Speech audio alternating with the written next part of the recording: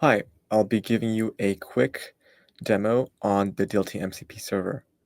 Firstly, I'll be going over the setup, and then I'll show you how you can use it for basic data and pipeline validation and inspection. Very firstly, we need to go over the prerequisites. You'll need to have UV set up in your local machine, and you'll also need to install DLT workspace. If you go over to pipeproject.toml, you can see that, I already have this taken care of. Now for this demo, I'll be basically using MCP to investigate one pipeline in particular, and that pipeline is created here. So if you're following along in the onboarding course for DLT and Learn Worlds, then you're already familiar with the script. But if you're not, I'll give a quick introduction. This is a script that builds a pipeline that collects data from the GitHub API, namely the commits and contributors resources, and it stores that data in a DuckDB database on the local machine. So I can now get started with the setup.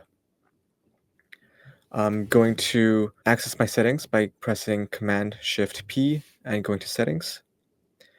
There'll be a tab here called Tools and MCP. I'll click on it. And if you haven't installed any other MCP servers prior to this, then you'll get a message like this. So I'll click on Add Custom MCP. What this does is it creates or opens up a file called mcp.json. This file basically is where you put all the configuration for your MCP servers. So I'm going to quickly copy and paste the configuration for the DLT MCP server. There we go. So now I'm going to save this, and when I do, and now if you look at the settings, you can see that it takes a few seconds, but the DLT MCP for server has now been set up. It was pretty quick and easy. So let's first actually test it to make sure that it's working as it should. So I'm going to open up a chat. I'm going to press Command L, and I'm going to start off by asking a very simple question, and I'll say what pipelines are available.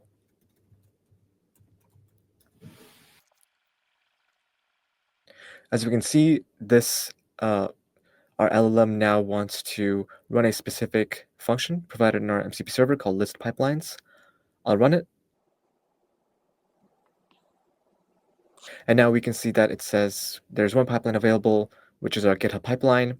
This checks out. This is the only pipeline I'm actually running in this machine. So we've confirmed that the MCP server is functioning as it should. Let's actually do some, simple data inspection. I'm going to ask what tables are in this pipeline.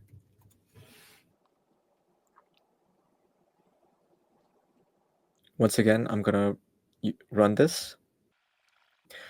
And as you can see, the pipeline here contains three tables: commits, contributors, and also the child table that is nested from commits. We can also, validate our loaded data. So I can basically say, when was the data last loaded?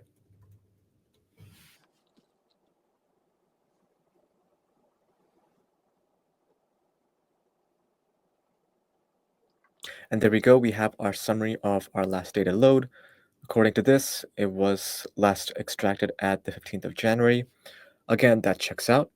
Now let's actually inspect the actual contents of our data.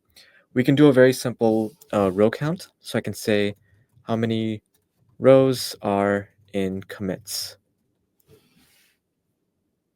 Now pay attention to what happens here. So like usual, we are given a function in the MCP server to run. Now when I click run, as you can see, it actually returns an error. Let me finish, let me allow the agent to finish running everything before I actually address this. Okay, the agent's finished with his response. Let's go back to the top. So, like before, when I asked it the question about, how many rows there are, it attempted to run one of the functions in the MCP server, which had failed. And according to the error message, it's saying that there needs to be an additional dependency for the DuckDB destination. So basically, what this means is that in our configuration that we had set up before, we didn't provide it with everything it needed to run with the DuckDB destination. And as a result, it's unable to, perform this operation. Instead, it suggests something, very random, which is a Python script which attempts to do the same thing, which is not what we want. We want everything to be done through the MCP here. So there's a very simple fix, and that is within our config that we had set before. In our particular case, our pipeline has a DuckDB destination. So all we need to do is to interact with it through MCP, we need to give it the dependencies needed for DuckDB. So I can do that simply here. Right after run, I'm going, within the args value, I'm going to provide some additions. So I'm going to say double-width. Now here I'm going to provide the DLT dependency with the DuckDB extra. And I'm going to save this. And now when I save this, you will have noticed that, this went orange for a bit. So when you're using MCP, when you're modifying the configuration for MCP in this file and save it, that change will normally be applied in the MCP server after a couple of seconds. So now that we've provided it with the DuckDB extra dependency, we can try again and see if it works. So I can just say try again with MCP. And let's see what happens this time.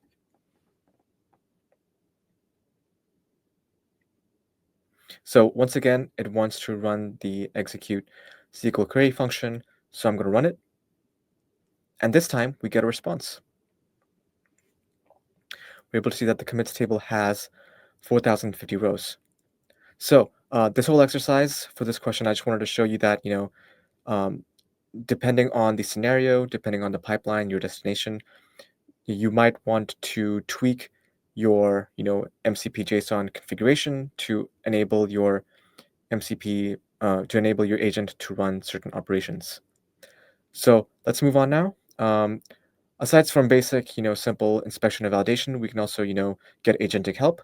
So, I can ask a very simple question, something like, how many rows will be extracted in the next run in commits? Let's see what it says. Once again, we will run this function.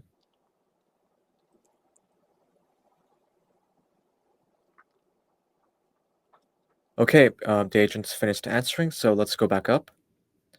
And we can see that, it runs one of the functions in the MCP server, and it also inspects our GitHub pipeline. And using that information, it confirms that, firstly, the commits resource does not have any incremental loading applied.